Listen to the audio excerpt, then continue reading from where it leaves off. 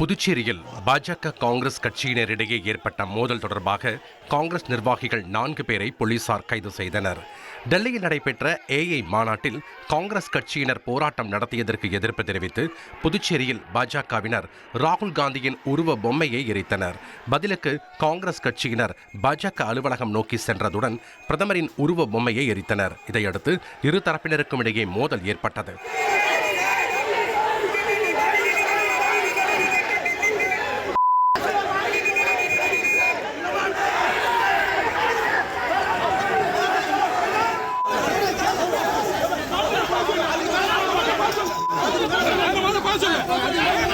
இந்த சம்பவம் தொடர்பாக காங்கிரஸ் நிர்வாகிகளான சிலம்பரசன், சுரேந்தர் உள்ளிட்ட 4 பேரை போலீசார் கைது செய்தனர். தலைமறைவாக உள்ள இளைஞர் காங்கிரஸ் தலைவர் ஆனந்த பாபு உள்ளிட்டோரை போலீசார் தீவிரமாக தேடி வருகின்றனர். 1,26,00,000 மனங்களை வென்ற தந்தி டிவி யூடியூப் சேனல். தவிர்க்க முடியாத தம்ப்நெயில்ஸ், கலக்கலான கான்டென்ட்ஸ். நீங்களும் இந்த குடும்பத்தில் இணைய இப்பவே சப்ஸ்கிரைப் பண்ணுங்க. அசுரபலம் கொண்ட எங்கள் டிஜிட்டல் கரங்களில் உங்கள் விளம்பரங்களை சேர்க்க வாட்ஸ்அப் பண்ணுங்க.